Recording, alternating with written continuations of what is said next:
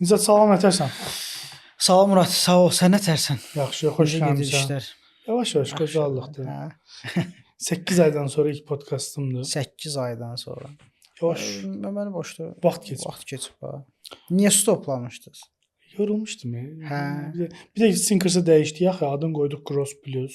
Hə. Artıq media şirkəti olduq. Hə, Plus maşallah, ki, təbriklər. Gross Talk elədik artıq bunu. Gross Biraz Talk. konsepti yavaş-yavaş dəyişirik. Nəyə çevirirsiniz? Ya daha çox inkişaf platforması olmaq istəyirik. Yəni Aha. podkast kanalından daha çox həm xəbər, yəni inkişaf etmək istəyən adam üçün nə lazımdır? Bütün informasiya olduğu bir yer. Nə qədər adam izləyəcək? İndi o Allah Ehtiyacı olan adam ehtiyacı olan izləyəcəkdir. Biz o zaman Tinkers'ı yaradanda da mənə həmişə deyirdilər ki, lağlağa, belə əyləncə deyilsə baxılmayacaq. Gəldi baxıldı. səmimi olaq. Sinkers dövrünün ilk yarananlarından idi. O vaxt podkast tendensiyasına baxanda o qədər belə ciddi bir platforma yox idi. Az idi. Orada həqiqətən çıxışçılar, hətta mən orada yanılmasa Xəqani Səfərov dəvət edən ən ləzzət eləyən çıxışlardan biri o olmuşdu. Xəqani Məmmədov bu arada salamlar deyək. Xəqani Məmmədovun çıxışı həqiqətən çox əcra idi. O düzdür, əvvəlkilərdən deyildi, sonrakılardan idi. Amma ümumiyyətlə Sinkers mənə görə yəni uğurlu idi. Uğurluydu. Davam eləsəydin də davamı gələsiydi. Çünki zarafat deyil, həqiqətən o dövrdə bir alqoritmdə virallıq qazanmaq məsələsi çox ciddi məsələ idi. Özdə ki, məsələ, inkişaf mövzusunda, Hə. yəni öyrədici mövzuda izlənmək absurd dərəcədə çətin idi. 2023 Hə. Təzə başlamışdım. bir yerdə çalışdığımız dövrləri əhatə edir. Sat qrupun ən son dövrlərində başladım. Sənin üçün ən son dövrlər idi. Mənim ən başlanğıc dövrlərim idi. Nicat, bugün sənə əvvəla suallar vermək istəyirəm. Sosial media təlimləri ilə bağlı olan yanlış gözləntilər, düşüncələr ya da ki, küçümsəyici davranışlar və yaxud şişirtmələrlə bağlı suallar vermək istəyirəm. Birinci sualım odur ki, Azərbaycanda, Bakıda və yaxud Azərbaycan bazarında hər gün yeni sosial media təlimləri çıxır, istehsal inkubasiyasına çevrilib. Səncə bugün Azərbaycandakı nə qədər təlim şirkəti sosial media marketinq həqiqətən öyrədir, yoxsa sadəcə elə özünə adına SMM qoyan insanlar ortaya çıxarır? Mən fikirləşirəm ki, yəni burada yaranan şirkətlər olsun, təlim şirkətləri olsun, fərqi yoxdur. Yəni rəqabətdə yəni kimsə sonsuz da yarada bilər. Burada elə bir problem yoxdur.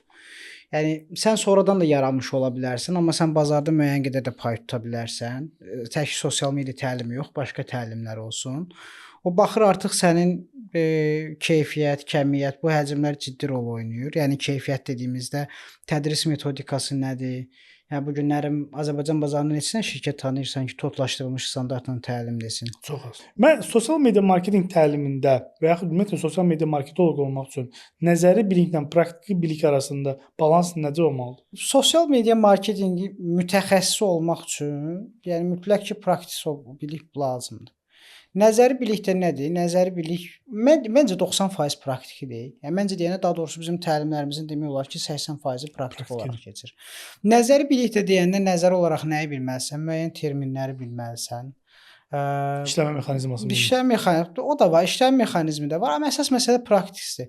Yəni praktik olaraq işlədiyin zaman onsuz da nəticələri alırsan. O müəyyən bir hədəflər olur, KPI kimi hədəflər olur qarşında ki, bunların öhdəliyini öz üzərinə götürüb işləməlisən. Bu təlimdən öyrəndiklərin olsun və yaxud da peşəkar karyeranda olsun, sən bunları rahat formada istifadə edə bilərsən. Amma yenə də praktik. Bir də biraz amma o da praktisə girir. Niyə? Çünki interfeys sözü dayanmadan dəyişir də. Sən bunun üzərində işləmədiyin zaman artıq elə bir ki, bir pas atmış vəziyyətdə qalırsan.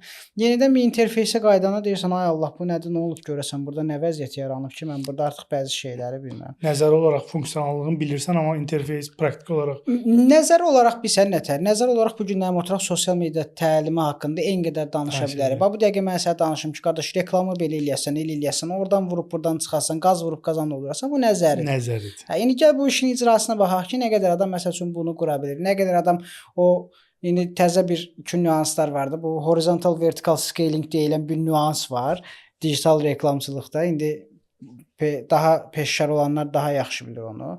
onun üzərində verilən reklamlar, analizlər bunlar nə dərəcədə yaxşı işləyir. Yəni, ümumi olaraq baxsaq, praktiki 80%-dir. 20% isə sadəcə artıq belə deyək, bizim müzakirədən eşitdiklərimizdir, hardasa oxuduqlarındır. Yəni, sırf bunlarla bağlıdır. Sosial media marketinq mütəxəssislərinin bugün bazarda ən çox əziyyət çəkdiyi şey sahibkarların expectation, yəni gözləntisini qarşılaya bilmirlər. Səncə sahibkar düzgün şey gözləmir, yoxsa sosial media marketinq mütəxəssisləri düzgün gözlənti yarada bilmir, kommunikasiya edə bilmir? Məncə bizim bazarda biraz mütəxəssis bir sahibkarla çalışana deyir ki, şeydir, ilk 3 ay məndən heç nə gözləmə. Və yaxud da deyir, ilk 6 ay məndən satış Elə şey olar. Var da, amma həqiqətən var. Sahibkar da 3 ay gözünə döndüyüm deyir ki, oturaq gözləyək də, bu adam yəqin bir şey bilir də. 3 ay ərzində bu adam nə edir? Tam deyir ki, məsələn 3 ay yeni yaranan brendlərdə yenə də hardasa başa düşmək olar, amma 3 ay deyil. İndi elə bir vəziyyətdir ki, sən fərqli vizualları, kontentləri, hədəf auditoriyaları, reklam büdcələrini, nə bilim o scale-ları, miqyasları hamısını test edib ortalığa bir nəticə çıxara bilirsən. Yəni sən maksimum test üçün müddətin 2 həftə, 3 həftə period əhatə etməlidir. Ona görə sahibkar oturur deyir ki, nə oldu? 3 ay keçdi, görürsən 3 aydan sonra nə olacaq da? Hə. O mən yenə deyirəm, ola bilər mütəxəssis həqiqətən 3 ay ərzində də bir şey edə bilər ki. Amma bəzən yox, ümumiyyətlə ehtiyac yoxdur 3 aya. Maksimum əgər period lazımdırsa bu 1 aydır. 1 ay ərzində istədiyin nəticəni ala bilərsən. Əgər nəticə ala bilmirsənsə, deməli sən hardasa nəsə səhv qurmusan. Hə, o funnel-da, o qıf dediyimiz, qıfdan keçməyən nələrsə var. Ya hardasa qırılma. Elə dövrdə yaşayırıq ki, mən özüm sahibkar olaraq 3 ay gözləmə müddətim yoxdur axı mənim. Bir sən nətərdir? Bax, mən sənə belə izah edeyim də. Bir məhsul bazara çıxaranda gəlsən deyirsən ki, reklamçı axtardı. Loruq desə reklamçı axtarırlar, SMM axtarırlar. Bu şeyi axtaranda, bu şəxsi axtaranda gedir məsəl üçün kimlənsə danışır. Ya qiymət kvalifikasiyası var, birinci məsələ. Yəni tutaq ki, sən bazarda 1500-dən aşağı bir dənə sosial media işi götürmürsən. 1500-ə götürürsən ki, bunun satış strategiyasını quracaqsan, nə bilim kontent məsələsini bir copywriterdan bir filan kəslə işləyəcəksən, bir analiz etmək üçün 1-2 dənə tool-a pul xərcləyəcəksən. Bir də deyir ki, bax 300 manat ver. Yaxınlarda məsəl üçün bir tələbəm var idi, onun başına gəlmişdi. Danışaram əhvalatı. O qalsın yadımızda. Hə, 300 manata məsəl üçün gəlsən mütəxəssis tapırsan, deyirsən ki, şurada bu adam mənim işimi görəcək. Və ya 500 manata mütəxəssis tapırsan, bazarda hər qiymətə var. Yəni 30 manata da bilsən ki, sosial media işi görən var. 30 manatın içində bir dənə paket yığırlar. Deyirsən ki, yəqin şeydə gecələr taksavatlıq eləyəcək. Taksi işləyəcək. Taksi işləyib yəqin özü işçilərin maaşını verəcək ki, şeydir. İndi portfolio üçün kimsə bəlkə də bu işi görə bilər, amma mən bunu etik saymıram. Çünki hər işin müəyyən qədər bir özünün dəyəri var.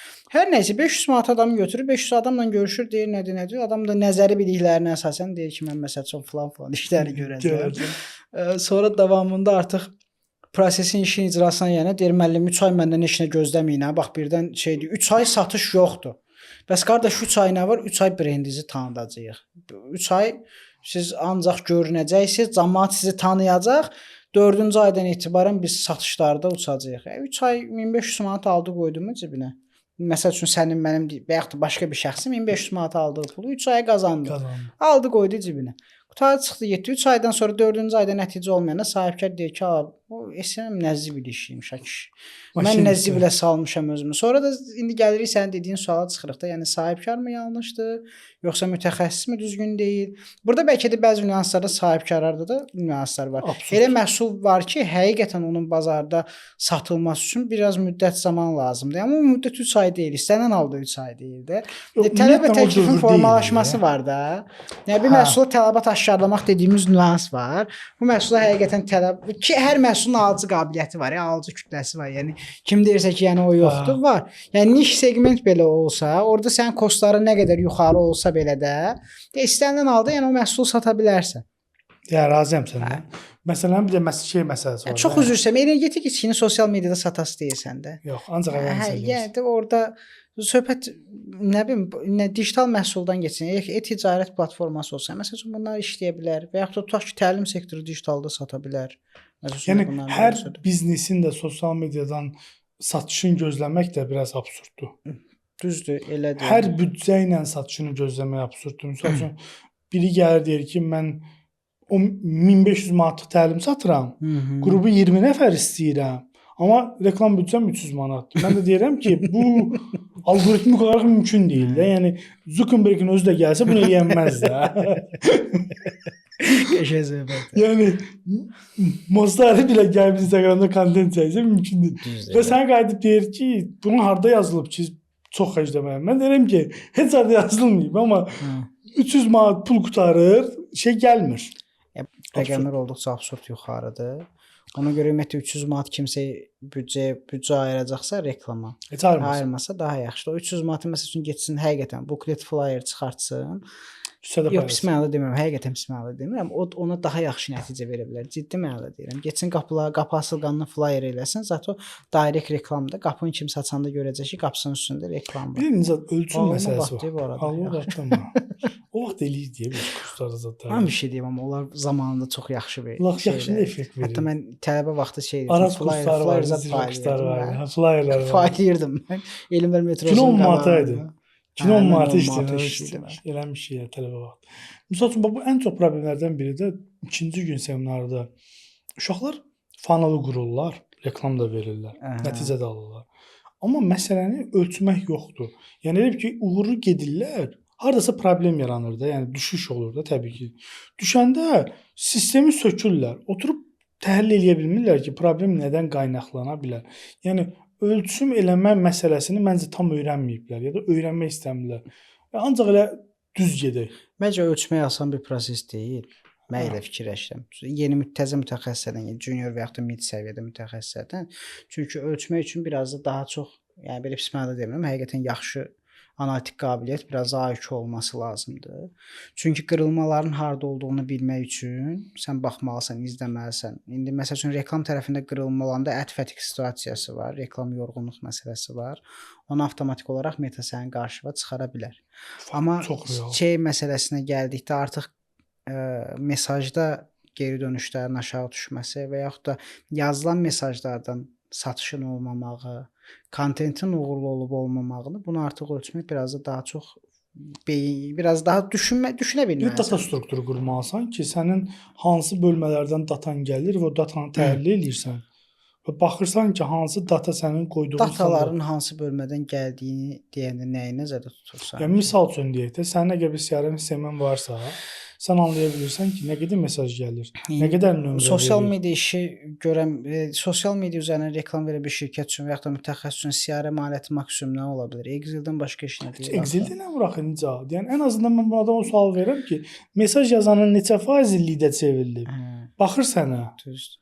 Deyirəm ki, lead-in gəlib soruşmusan ki, neçəsi satış olub? Amma orada da şeylər qurmaq olar, düz deyirsən. Excel-in özündə belə qurmaq ola bilər ki, məsələn sırf bu reklamla bağlı yaş aralığına qədər bütün statistikanı görə bilirsən. Ən azından məsələn bu saatı qoymuşam reklama, 100 dənə mesaj gəlib. Gəlib soruşsam ki, saatda neçə dənə satmısınız? Deyəcək 10 dənə. Demək ki, 100-ə 10 nisbətdə satış olub. Yəni 10-da 1-ini sata bilmişəm. Yəni 10% satışım var. Demək ki, mən əgər o saatdan 100 dənə satmaq istəyirəmsə, 1000 dənə mesaj gətirməliyəm. Prinsip nisbəti. Digər məsəl üçün şeylərdə xidmət sektorundan fərqli baxsaq, səhiyyədə biraz bu daha çətindir. Çox böyük. Səhiyyədə satış eləmək daha çətindir. Daha etibar əsaslıdır. 100% etibar əsaslıdır. Etibar əsaslıdır şeydə WOM effekti. WOM effekti daha çox. Başqa bir orada şeydən söhbət. Bugün sosial media marketinqin ads tərəfindən daha çox content tərəfi artıq məncə 70-in 30-a gəlib nisbətdə çıxıb. Kontentin öz gücü çox önəmli yerə gəlib çatıb. Bu bilavasitə mənə görə alqoritmlə bağlıdır. Bir də daha çox indi artıq görürsən ya yox, vizual kontentlərin satma potensialı olduqca aşağıdır. Bəli. Çünki danışan kontentlər və yaxud da videolar, vizuallar daha yaxşı nəticə verə bilir. Situasiyadan dəyişir. Yəni sənin sualın nədir? Sosial marketinq mütəxəssisi əvvəl deyirdik ki, bu vizual sənin işin deyil. Amma bu gün görürəm ki, kontenti duya bilən marketoloq rəqibindən 1-0 üstündür.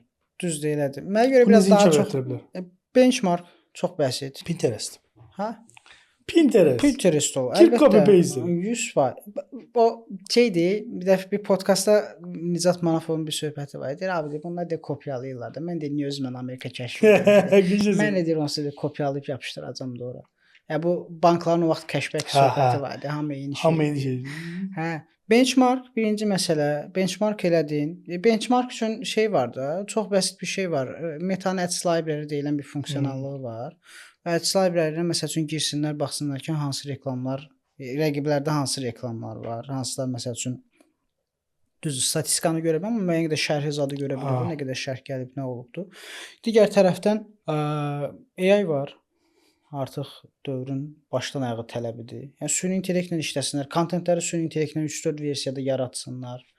AI biraz təhqir eləsinlər, daha yaradıcı şeylər versinlər. Səncə AI bir SMM əvəz edəcək? Mütəxəssis əvəz edə bilməz. Orası 100% dəqiqdir. Amma yaxşı mütəxəssisin yetişməyində, yaxşı mütəxəssis olmağında ciddi rol oynayacaq. Ciddi rol oynayacaq. Çünki ona yaxşı bir prompt vermək, yaxşı bir istiqamət vermək, detallı formada yazmaq mütəxəssisin üzərinə düşə bilən bir öhdəlikdir. Yəni texniki iş görmək əvəzinə artıq bizim görəcəyimiz strateji işdir. Yəni texniki işi AI-ya gördürüb biz onu nəzarət edib. Bu gün həm şirkətlər var ki, prompt mütəxəssis axtarır. Bəli. Yəni bu gün həm şirkət var ki, prompt mütəxəssis axtarır. Deyir, mənə konkret süni intellektlə işləyə bilən mütəxəssis lazımdır. Yəni səmimi desə bu günləri vizuallaşdırmadan tut, kontent yazmaqdan tut. Hətta dünənləri nə öyrənmişəm? Cloud-da skill öyrənmə imkanı var. Hətta girirsən GitHub-dan kodu alırsan, AI-in insan kimi copyright eləmə skilli var. Onu kod kimi cloud-da öyrədirsən və cloud bundan sonra yazanda insan kimi yazır. Və heç bir yoxlama platforması tapa bilmir ki, bu cloud AI yazıb yoxsa insan yazıb. Gözəl söhbət. Demək istədiyim odur ki, bax nə var? Vizual yaratma.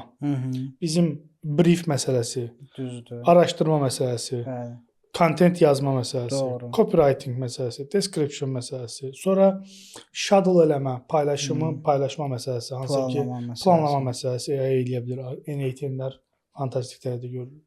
API ilə biznes meneceri bağlayıb, data çəkib söhbət eləyə bilirsən ki, bu uğurludur, uğursuzdur.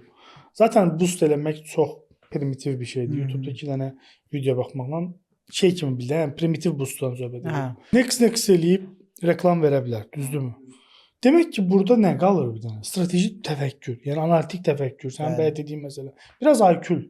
Yəni marketinqi anlama, prosesi hiss eləmə, nə uğurludur, nə uğursuzdur, mən nəyi dəyişsəm daha yaxşı olar. Çünki AI sənin verdiyin qərarlar və verdiyin prompt əsasında işləyir. Demək ki, bizim bu dəqiqə özümüzü inkişaf etdirməli olduğumuz tərəf daha strateji tərəflərdir. Daha məntiq anlama məsələsidir. Kimsə gedib texnikidən yapışırsa, məncə long termdə işsiz qalacaq. Qalmaz. İşsiz qala da bilər. Yəni məsəl üçün 5 il bundan qabaq AI olmadan bir dənə sosial media komandası üçün sənə nə lazım idi? Copywriter lazım idi. Account lazım idi. Ads lazım idi. Bir dənə bu komandanı idarələyən bir marketing project manager dediyimiz ya da ki head of dediyimiz digital. Bu 4 nəfəri birini saxlamaqla, bir də qrafik dizaynerdə 5, indi o bilər saymıram. Bu 5 nəfərin əvəzində sadəcə birini saxlamaqla güclü bir AI agentləri ilə prosesi apara bilirəm də. Pis yaxşı apara bilirəm. Yox, hətta daha yaxşı apara bilərsən. Orada bir şey yoxdur. Prosta mənim demək istədiyim odur ki, yəni bu qədər işi təbii ki, bir promptla, bir neçə istiqamətlə, bir neçə AI tool'la eləyə bilərsən. Bəli. Amma bunu sən eləyə bilirsən də. Hətta mən onu demək istəyirəm ki, bizim inkişaf elədiyimiz nöqtə nədir? Biz texniki tərəfdə yox, strateji tərəfdə özümüzü inkişaf etdiririk. Mən görməyə çalışıram ki, bu biznesin nəyə ehtiyacı var. Bəli. Amma mən buna çünki AI onu görə bilmir. AI onu görə bilmir. Nə AI görə bilmir, nə də ki, belə deyək də, marketinq olmayan şəxs və ya ümumiyyətlə bu işi bilməyən, bacarmayan şəxs görə bilmir. Ya bunu sahibkar görməli. Sahibkar da bunu görürsə, yəni belə çıxmasın, hər hansı bir marketinqə nə ehtiyacı var? Yəni getsin işi görsün. Ümumiyyətlə sahibkar məncə marketinqdan daha yaxşı hiss eləyir biznesi. Sən sahibkarsan da, düzdür. Sən biznesi və belə deyək də, mən sən qədər dəyər verə bilmərəm. Bu istənilən halda belədir. Sən bir işi qurursansa, nə olursa olsun bunun risk tərəfində düşünürsən, bütün hər tərəfinə baxırsan, analiz edirsən ki, bu iş bata bilər, bu iş yüksələ bilər, necə olsa yüksələ bilər. Ona görə yəni məsəl üçün bu günlərin ən bəsit mən özüm də bizim sahibkarla söhbət edirəm. Bizim sahibkar biraz məsəl üçün çətin adamdır həqiqətən. Şey olaraq həm ya güclü iqtisadçıdır, biliyi var. Ciddidir. Hə də yəni biraz da stroq adamdır, tələbkar adamdır da. Və bir də savadlı adam olanda istər-istəməz onunla həm söhbət etmək adama xoş gəlir, həm də iş prosesini aparmaq ondan xoş gəlir. Daha yaxşı hiss eləyir, çünki niyə can yandırır onu? Can özünün biznesidir. Yəni mən yenə deyirəm, sənin biznesinə sən qədər dəyər verə bilmərəm. Mümkün deyil. Mən orada müəyyən bir iş strukturunu quraram, işi apararam, müəyyən bir yerə qədər apararam, amma ondan sonrası yenə də özü. Bu günlər məsəl üçün kimsə sahibkarla söhbət edəndə sahibkar deyirsə ki, məsəl üçün mən səndən çox bilirəm. Həqiqətən də çox bilir. Düzdür. Çox Həqiqətən çox bilir. Söhbət məndən marketinq sahəsində yaxud da məndən çox bilməyi deyil. Yəni bu adam bu işi qurubdur, müəyyən bir səviyyəyə gətiribdir. Bu gün iş qurmusan, işi inkişaf elətdirmisən, bu səviyyəyə gətirmisən. Bu günlərim sənin mənə və yaxud da başqa bir mütəxəssis demək ki, mən həqiqətən səndən çox bilirəm. Bu çox əslində adekvat yanaşmadır. Yəni cahil təfəkkürü deyil ki, yəni normal bir adekvat yanaşmadır. Onun sadəcə səndən istədiyi odur ki, bax mən bu yolu gedirəm, mənə sadəcə bu marketinq tərəfindən strateji istiqamətindənsə onu Yəni gəlib dəstək, support istəyirəm səndən ki, mən 1 eləyirəm, səninlə bir yerdə 2 eləyək, 3 eləyək. Sən gəlib mənim üçün 0-dan 1-ə qaldırmayacaqsın. Bir də bizdə sosial media mütəxəssislərində ağlıma gəlmişkən bəzi şeyləri yanlış eləyirlər. Bir müddət elə yaxşı bir funnel qururlar ki, o funnel işləyir. Tutaq ki, bir 6 ay sözün əsl mənasında bir strukturu aparır da, inkişaf etdir. 6 aydan sonra yenə eyni şey eləməyə başladığı müddətcə artıq başlayır yavaş-yavaş. Bu mənim özümün də başıma gəlib. Bizdə də. Zamanında başıma gəlib və yaxud da başqa mütəxəssislərin çoxunda da görmüşəm. Bir müddət sonra artıq bu hər gün yeni bir şeylər çıxır da, yeni bir trend çıxır və yaxud da satış eləmək üçün bir alətin fərqli bir funksiyonallığı çıxır. Aləti istifadə eləmək üçün, onu yoxlamaq üçün test eləməlisən. Orada test demişkən, sosial media üzərində əgər reklam verirsənsə, büdcəni test eləyəcəksən. Hədəf kütləni test eləyəcəksən. Kontentləri test eləyəcəksən. Bu günlərim hər şey testin üzərindedir. Hər şey testin üzərində. Sənin ağlına gələ bilər ki, məsəl üçün tutaq ki, indi var da bazarda 50 manat SEM kursu satanlar var. Şəxslər də satırlar, öz şəxsi bizneslərdir. 50 manat SEM kursu al demək bəzən ola bilər ki, deyirsən ki, bu kontent uğurlu olmalı, amma bir də görürsən ki, o kontentin özü belə sənə kifayət qədər satış gətirə bilir. Amma biz bu dəqiqə sırf digital tərəfdə, səhiyyədə, tibbi turizm tərəfində iş qurmuşuq və bir-iki dənə alətlər məsəl üçün tapmışıq da, yəni yaratmışıq yox, tapmışıq. Yəni o bazarda var da, varsa mən niyə kəşf edeyim ki, yenisini? Və o alətlərlə biz xaricdən ay ərzində 15-20-nin üzərində xəstə gətirə bilirik. Biz səndə buradan biraz indi bilməm, bəlkə yanılıram, amma məncə bizim lokasiyadan reklam verəndə xarici bazar üçün bir o qədər yaxşı effekt vermir. Ona görə məsəl üçün bizə lazımdır ki, birə-bir target. Məsəl üçün hər hansı bir səhifə olsun, qrup olsun, onların konkret ora reklam. Mən bir ara eləmişdik, bizim o vaxtı təcrübəmizdə İngiltərə, Dubai, əsasən Rusiya bazarı ki, bağlanmadan qabaq. Məsəl üçün mən Rusiya bazarından qəşəng pul qazandığım olub. Nə satırdınız, nə alırdınız, nə satırdınız? Onlayn geyim. Mən Kitayda yaşadığım müddətdə Kitaydan Rusiyaya satış, Ukrayna ilə Rusiya satışında möhtəşəm pullar qazanırdıq. Amma misal üçün eyni yanaşmanı, yəni dediyim kimi də aşağı-yuxarı MDB ölkələri bir-birinə yaxında. Gördüyüm təcrübə o idi ki, mən Rusiyada yanaşmamı Ukraynada tutuzdura bilmirəm. Ukraynadakı yanaşmam Qazaxstanda tutmur, Tacikistanda tutmur, Türkmənistanda tutmur. Segment fərqi var. Davranış fərqi var, kontentə verən reaksiya fərqi var. Absurddur, yəni eyni məhsulu satırsan, birində bu cür istəyir, birində bu cür istəyir. Hər kütlə fərqlidir. Məsələn, Ukraynalı deyir ki, WhatsApp-da yazma, Viber-da yaz. Deyir Telegramda yaz. Qazax deyir Instagramın özündə yaz. Belə bir absurd bir situasiyanın içinə girsən, amma görürəm ki, ümumiləşdirmək yox, lokallaşdırmaq lazımdır. İndi Azərbaycanın içərisində, Bakının içərisində də sən hədəf kütlələrin içərisində də düzdür, elədir. Oynamalısan. Oynamalısan. Marketinqdə bir maraqlı sualım var. Səncə bu günləri sosial media marketinqin gücü şişirdilib yoxsa yox? belə baxsan ümumi marketinqin gücü şişirdilibdir. Məncə də. Hə, yəni nəinki sosial media. Çünki biz biraz loyal deyilik. Xalq olaraq. Hə, yəni loyal deyilik. Yəni harda nə ki belə kampaniya oldu, endirim oldu, faiz dalı ilə biraz çox gedir. Bu da normaldır. Kütlənin biraz alıcılıq qabiliyyəti məsələsi də var. Ona görə mən cəmaata yəni nəsə deyə bilmərəm. Amma məncə yəni biraz yox, hətta bəzən çox şişirdilmiş vəziyyətdədir. Çünki biraz bu o qədər biz yalan danışmışıq ki, mən özüm də aid edirəm o qrupa. Demirəm mən yalan danışmışam yox. Biz ancaq yalan danışırıq. Yəni 3 ay heç nə satış olmayacaq. Bu yalanın biridir. Sonra bir ayın içində 10.000 satış edəcəksən. Var bazarda mütəxəssis sözün əsməsi mən bir iki dənə mütəxəssis tanıyıram ki, həqiqətən onlara belə çıxmasın yaxşı mənada həsəd aparım. Çünki adamlar yatırlar dururlar da, yəni. Bir də məsəl üçün marketinqin özünün reklamı çoxdur da. Yəni insanlar qıraqdan marketinqə al-əlvan, əyləncəli, kreativ, bax biz səhiyyədəyik. Mən səhiyyədəyəm. Şu il yarımdır səhiyyədəyəm. 2019-da da işləmişəm. Düzdür, o vaxt daha aktiv deyildi, indi daha aktivdir. Ya bu günə biz səhiyyədə reklam verəndə bir dənə şərh gəlir.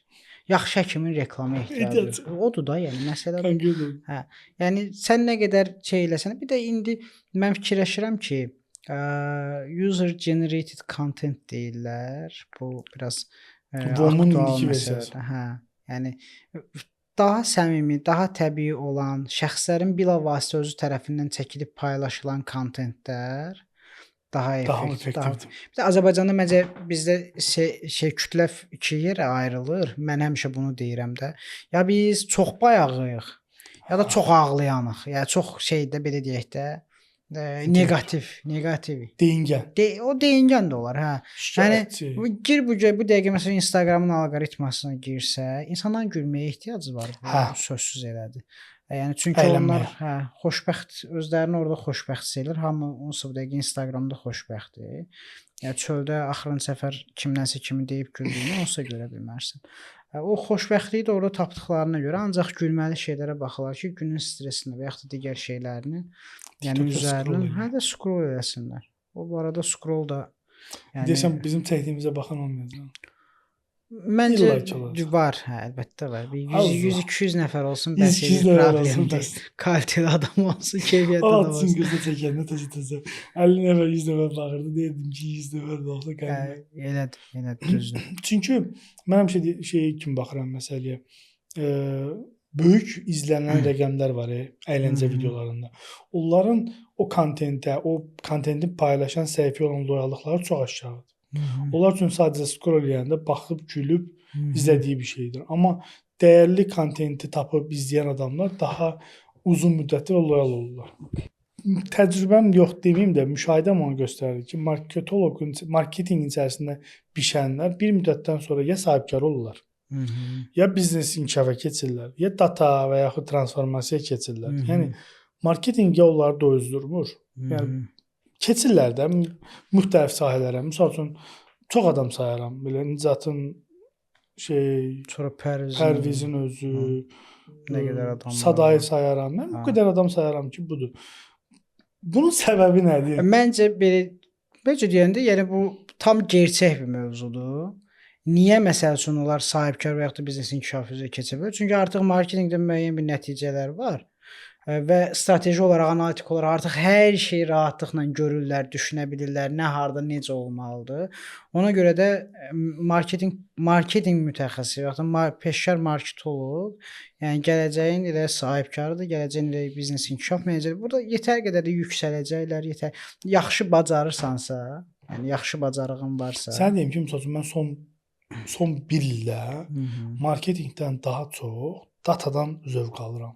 Yəni bir şirkətdə data strukturu, sistem qurub, prosesləri yazıb, rəqəmsallaşdırıb, məsələləri avtomatlaşdırıb, sonra onu izləməkdən daha çox zövq alıram. Nə imkansa marketinq kampaniyasından. Manual gedən işlərin avtomatlaşdırılması mənə daha çox zövq verir.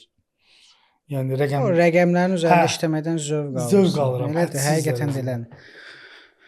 Yəni o gün dərsdə uşaqlara göstərirəm ki, beygənin içərisində nə qədər prosesi rəqəmləşdirmişəm. CRM-i, marketinqi, Amma bir dənə qalıb tələbə tərəfi. O da bəzi kurslarda eləmişəm, bəzilərində yox. İndi vahid şey eləmək istəyirəm. Deyirəm ki, bunu rəqəmləşdirmək mənə zövq verir. Mən axşam yatıb, sabah tezdən ağlıma gələni eləmirəm. Tezdən duranda rəqəmi açıb baxıram ki, sakit dur. Həqiqətən də elə. Düzdür. Sakit Düz dur. elədir. Yəni, okey, bəzən emosiyaya qapıla bilərsən, amma rəqəm sənə reallığı göstərir ki, vəziyyətimiz nədir? Bayaq dediyimiz məsələdə hamısı onsuz da bu şeyin rəqəmsal nə dediyimiz data məsələsinin içərisinə daxildir. Hansı ki, konversiyalar olsun, ora gələn trafikin həcmi olsun, hətta loyallığın özü belə elə datanın içərisinə daxildir. Müştəri bu gün ən son nə vaxt alış eləyibdi, nə vaxt nəyə baxıbdı və yaxud da bu günlərin biz kurs satırıq, kursdan gedənlər niyə məsəl üçün tutaq ki, deyirəm, bizi referans durumlar kimisə, yəni burada hardasa bir boşluq və yaxud da biz səhiyyədəyik, həkimin 3 ildir reklamını eləyirik. 3 ildə ancaq buna yeni xəstə gəlir, yeni xəstə gəlir. Niyə bunun təkrar xəstələri? Təkrar xəstələri yoxdur. Yəni bu məsələlər var, əlbəttə var, həm də baxılmalıdır, həm də araşdırılmalıdır.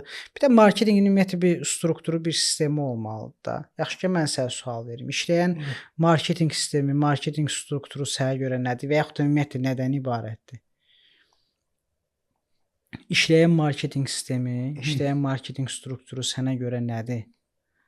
Yəni nə olmalıdır ki, bu strukturda marketinq davamlı olaraq işləsin, davamlı olaraq konversiyalar gəlsin, gələn trafiklər, gələn nə bilim leadlər satışa çevrilsin. Sənin üçün nə olmalıdır ki, bu? Məncə bunun birinci mərhələsi o prosesi aparan komandanın bu iş bölgüsündə hər üzvün gün ərzində, hər gün mən tezdən işə başlayanda nə etməliyəm sualının cavabını yüksək səviyyədə bilməsidir. Okay. Çünki hər gün sən mən nə edəcəm sualının cavabını gözləyirsənsə rəhbərdən. Demək ki, rəhbər nə vaxt büdrəsə və yaxud nə vaxt dayansa, orada proses axsayacaq. Hər gün hər bir əməkdaş o prosesin hansı hissəsini icra etdiyini bilirsə, sabahsı gün üçün nə etməli olduğunu bilirsə, bir ay sonrası üçün nə edəcəyini bilirsə, yəni o plan varsa, demək ki, plan işləyəcək. İkinci məsələ bu edilən işlərin hamısının yazıya, yəni rəqəmə tökülməsidir. Ki sən kimin axsadığını və hansı komanda içərisində hansı bölmənin digərlərindən geri qaldığını görə biləsən. Üçüncü mərhələdə bunu optimizasiya eləyəsən, yəni update eləyəsən. Deyəsən ki, bax kontentçilər, yəni biz sizə hədəf qoymuşduq ki, məsəl üçün hər məhsula görə 10 dənə kontent verəsiniz, siz 8 verirsiniz.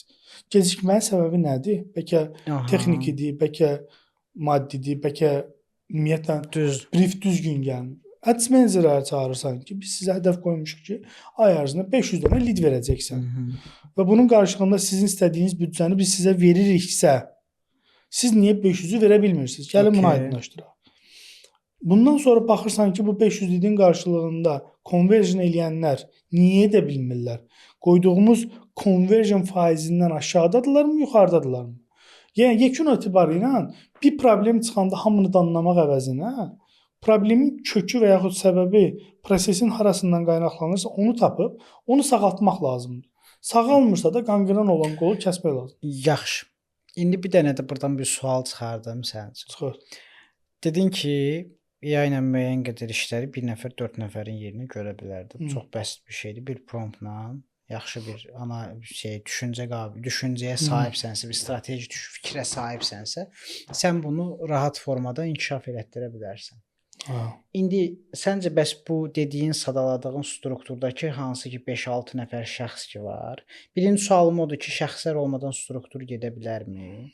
Bu bir. İkinci sualım da odur ki, bunun davamı olaraq bu strukturu bir nəfər bacarıqlı şəxsin üzərində qurmaq, sosial mediadan danışaq, çox belə marketinq dərinliyinə getməyək. Bu şəxsin üzərində qurmaq nə dərəcədə effektiv ola bilər? Birincisi mənim fikrimcə struktur insanlar yox. Yəni mən bir dənə misal deyəcəm, tutacaqsan. Biz dövlət qurumunda işləyəndə, strategiya yazanda mən strukturun şablonunu cızırdım və faktiki orada işləyən adamların adlarını yazmışdım. Müdürüm mənə feedback verdi ki, oradakı insanların adı deyil. Yəni məsələ insan deyil. O prosesi icra eləyən əli, vəli, pirvəli olmağından asılı olmayaraq bir obyektdir, yəni subyektdir daha Aha. doğrusu insan. Sabah o insan olmayacaq, onu AI eləyəcək, fərqi yoxdur, yenə də eləyəcək. Yəni insana bu gün iş öhdəlikləri və günlük gördüyə prosesi AI-ya yazılanda o da eləyir. Yəni niyə deyirlər AI agentlər yaradırsan? Aha.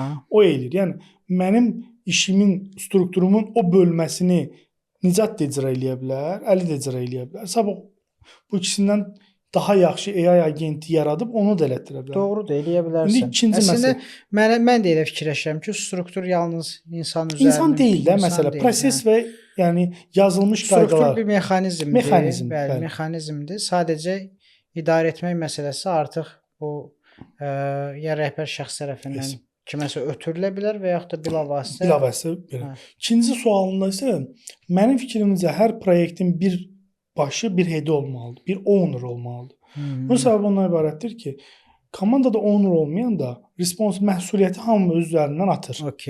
Okey, ola bilər sən prosesləri yazmısan, hər şey işləyir, amma yekun nəticəyə cavabdeh bir şəxs lazımdır ki, sən cavabdeh nəticəyə, yəni prosesi aparan adam olmalı. Mən düşünürəm. Hə, next levelda hansı ki sən artıq o levela gəlmisiniz ki, oradakı şəxslər öz gördükləri işləri başçısız da idarə edə bilirlər. Misal üçün mən dövlət qurumunda işləyirəm. Dövlətdə gördüyüm ən möhtəşəm şey bir şöbədə şöbə müdiri olmasa belə o şöbə iş işləyir. Bir departament müdiri olmasa belə o departament funksiyasını icra edir. Çünki ştatlar və ştatlar gördüyü işlər o qədər bəlli, sxematik, yazılı, harda nə bitib, harda başladı. O qədər mükəmməl və illərlə Plaza dilinin delegation. Delegation fantastik səviyyədədir də. Yəni məsəl üçün baş mütəxəssis yerində oturan 8 ildə orada oturur. O bilir ki, nə etmək lazımdır. O gedir, onun yerinə gələn də yenə bilir nə. 8 ildir baş mütəxəssis. Misal üçün dedim də, yəni ola bilərdi amma 8 baş. Var, dövlətdə çoxdur. Yaş uzun ümumiyyətlə dövlət qurumunda işləmə müddəti ortalamadan çox yuxarıdır. Demək istədiyim odur ki, dövlət qurumunda elə qurumlarımız var ki, indi rəhbərləri yoxdur. Qurum işləyir axı, funksiyasını icra edir. Demək ki, proses möhtəşəm qurulub. Yəni demək ki, başçısız da getmək olur. Amma o levela gəlmək üçün şey vardı. Nicat Məmmədlinin bir qəşəng sözü vardı. O deyirdi ki, qurumun, şirkətin tarixçəsi olmalıdır. Yəni arxivi olmalıdır, lesson learning olmalıdır, yazıları olmalıdır, təcrübədən keçmiş olmalıdır. Yəni misal üçün mənim direktorum və yaxud baş mütəxəssisim 30 il qurum olmalıdır ki, 30 il ərzində o şöbənin o baş mütəxəssisi dəyişsə belə, baş mütəxəssisin nə etdiyini bilməlidir. Başa düşdün? Açır dəftərə baxır ki, biz 30 il ərzində bunu icra eləmişik. Buna yox demişik, buna hə demişik. Başa düşdün? Məsələ odur. Burada da məncə marketinqdə də və yaxud sosial mediada da sənin komanda əməkdaşların nə edəcəklərini çox yaxşı bilirlərsə, nə etməli olduqlarını və nə etməməli olduqlarını bilirlərsə, məncə onlara çobana ehtiyac yoxdur. Yəni özləri idarə edəcəklər. Nicat, səndən söhbət etmək xoş idi. Mənim üçün də xoşdur. Təşəkkür edirəm. Xoş gəldin. İnşallah növbətdə yenə çəkərik.